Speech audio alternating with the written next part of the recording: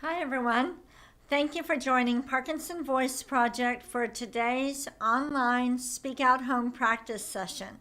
My name is Samantha Allenderry. I'm a speech language pathologist and the founder of Parkinson Voice Project. I have been working exclusively with individuals with Parkinson's and related movement disorders for the past 24 years. It is my pleasure to conduct this session and help all of you to establish and maintain a consistent Speak Out Home practice routine. We're going to go through the Speak Out exercises, but today is Friday, so we do things a little bit differently today. So if you are joining us for the first time, hopefully you'll keep practicing with us, but you'll notice that today's session will be just a little bit different from, let's say, next Monday's. Let's all take a sip of water. Everybody needs to have water with them when they're doing their exercises. We want to take care of the voice while we're exercising the muscles that we use for speaking and swallowing and learning how to speak with intent. So take a sip of water with intent.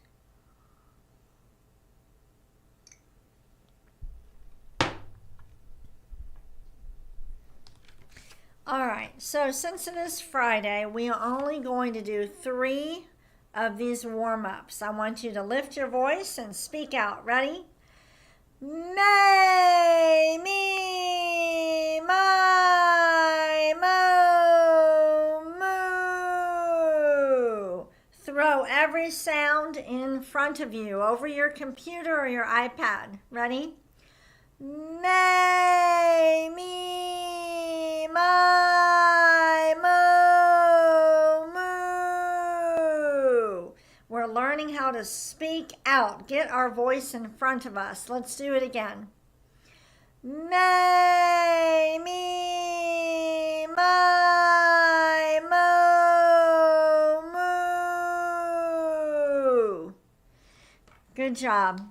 Let's go ahead now and move to the ahs. I want you to deliberately open your mouth wide and then project that ah in front of you over the computer or iPad. Ready? Ah.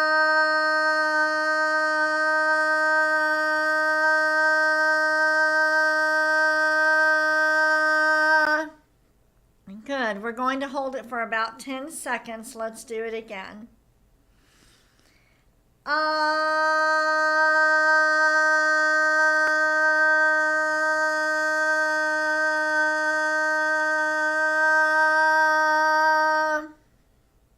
Good.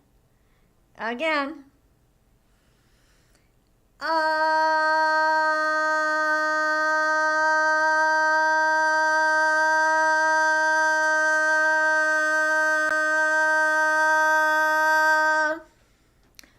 Let's take a sip of water with intent. Pick up that cup, really think about it. Speaking with intent, doing everything with intent, it activates a part of the brain that is not as dependent on dopamine. And that is why, in my opinion, intent might be the most important word for anyone with Parkinson's and their family. We must learn to do everything with intent. The third speak out exercise is the glide. We're going to project out a steady ah, and then we're slowly going to glide up. And as you glide up, I want you to tell yourself, I need to get all those little notes in there. Let's do one together.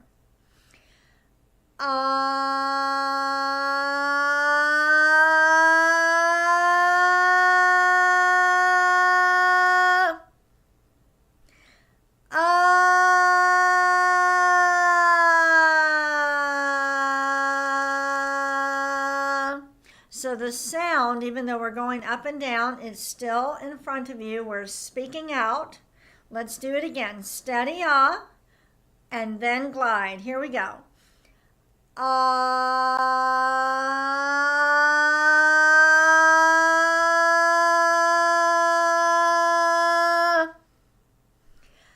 Ah.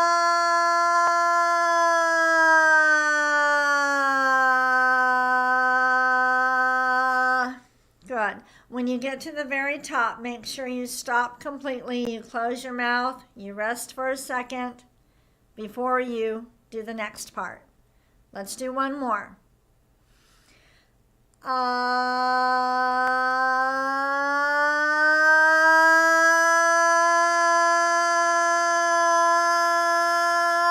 Stop. Close the mouth.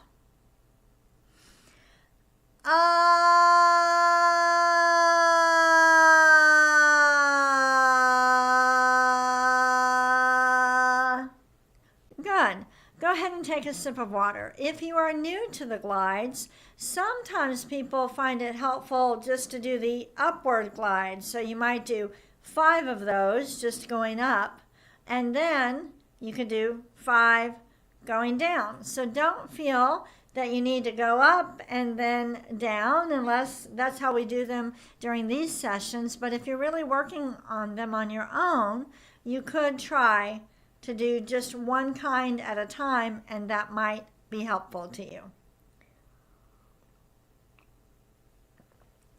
Next, we're going to do some counting. We're going to count to 20 today, and we're not going to stop, okay? But we're going to be speaking out, so every number is going in front of us, and try to connect as many as you can. You don't have to do this all on one breath. Take a breath whenever you feel like you need one. Ready? 1 to 20.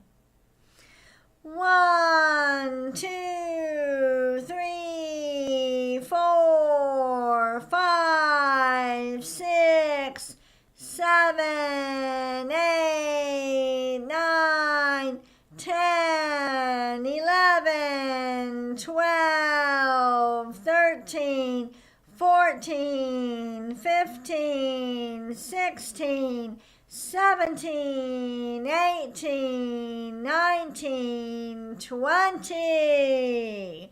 And we're not letting it trail off. You just focus on speaking out. Okay. Now let's count by 2. So 2, 4, all the way up to 20. Ready? 2, 4, 6, 8, 10, 12, 14, 16, 18, 20. Okay, now let's try something different.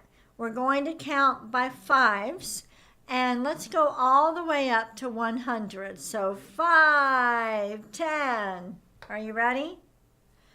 5, 10, 15, 20, 25, 30, 35, 40, 45, 50, 55, 60, 65, 70, 75, 80, 85, 90, 95, 100. As you were doing that counting, did you start to lose control somewhere along the way? If you are struggling with that, let me show you something that you can work on your own. Whenever the speech goes too quickly, or whenever the voice starts to sound a little bit raspy, you need to speak out more, okay? All right, you will have better control, and you will use better breath support when you speak out. So if you are doing like the 5, 10, and you notice when you get to 35, the voice starts to go back here, just tell yourself, speak out a little bit more. If it starts to rush at 35, then what you want to do is stretch the vowels a little bit more. So it'll be 35, 40, okay, wherever the breakdown starts to occur. And at first you may not be able to count to 100 with control, with a really good voice, okay? Just cut it where you start to lose control, and then try to add on a couple more numbers, again, either speaking out more or stretching it out, and then build it up. The Speak Out Therapy program, it's on a hierarchy, okay? we have to add and subtract before we can multiply and divide.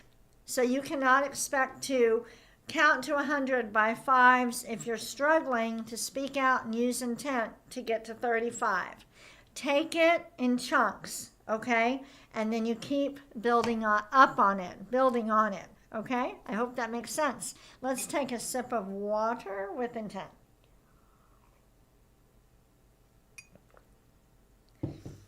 We are going to, let me go ahead. Last week, we were doing some problem solving.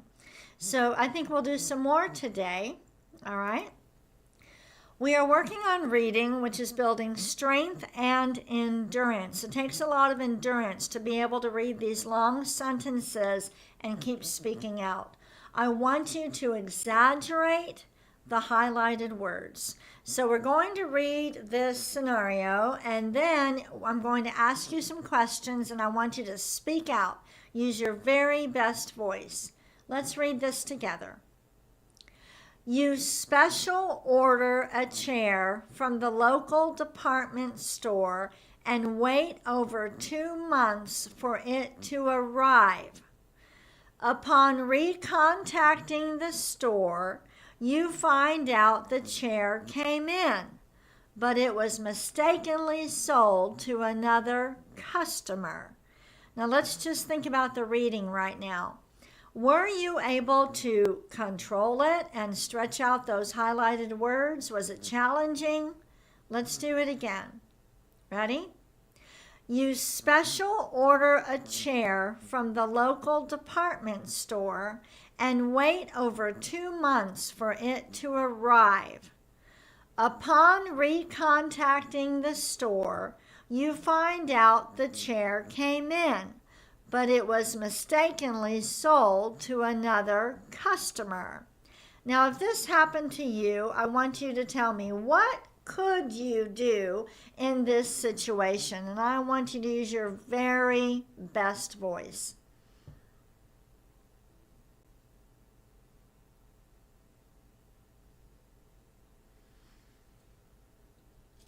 Okay, now, we kind of make this, what should you probably not do? And the answer can be silly, right? So just think about it. This situation is you order this chair, you've been waiting for it. When you call the store, you find out, well, it actually came in a while ago, but they sold it to someone else. What would be something that you should probably not do in this situation? Use your very best voice.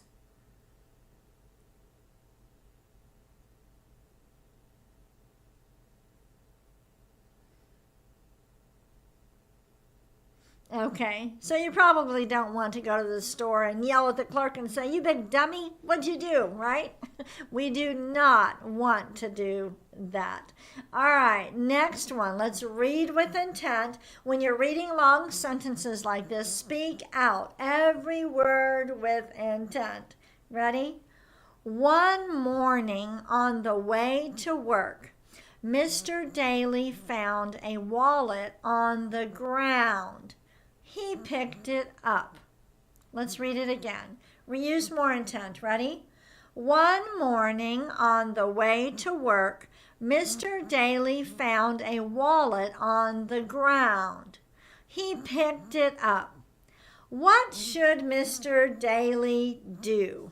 Go ahead, answer the question with intent.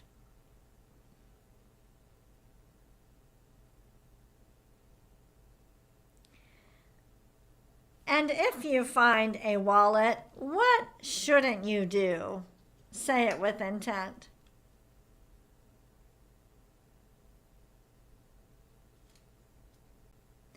Let's move on to the next one. Read with me. Mrs. Harvey was going to be late for her dentist appointment. What should she do next? Okay, what should she do next? Say every word with intent.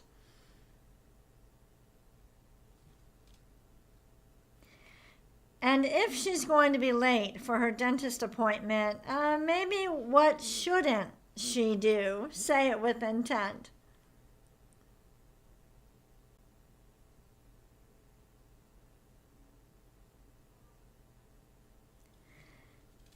what I think is really interesting as I get older, I look at these problems that happen and I'm thinking, what would I have done when I was 28 versus what I would do now at my age at 54. So I don't know, have you noticed that? So if you were 28 and you special ordered a chair and it didn't come, well, you find out it actually arrived a while ago, but they sold it to someone else. Would your reaction be any differently, let's say 30 years ago versus what it would be today? Say that, answer that question with intent.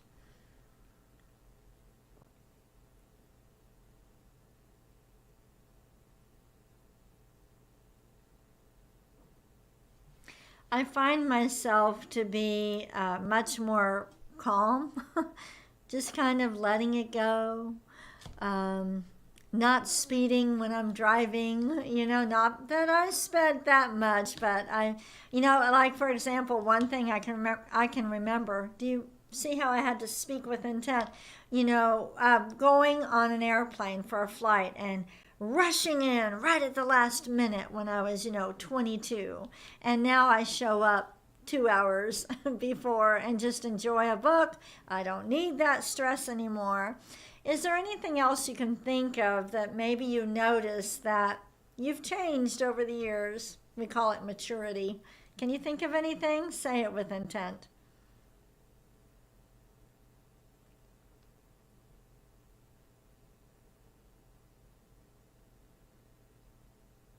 I've been noticing it a lot lately. Go ahead and get a sip of water.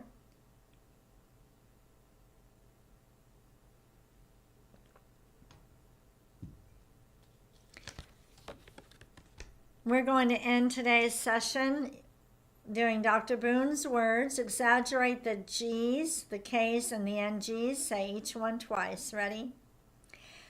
Gula ganga ga. Gula ganga ga. The next one, lots of intent. Ku ka mangu ka.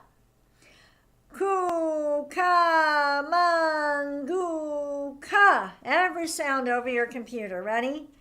Gangla. Let it fly. Gangla. And the last one. Kukla. Kukla. Very good. Thank you so much for joining me today. I hope you all have a wonderful weekend. I also hope that you are incorporating intent into everything that you do. So when you join us on Monday, I want you to be ready to chat and tell me what you did over the weekend with intent. You can even upload a picture if you'd like. So think about that over the weekend. Thank you so much. Bye-bye.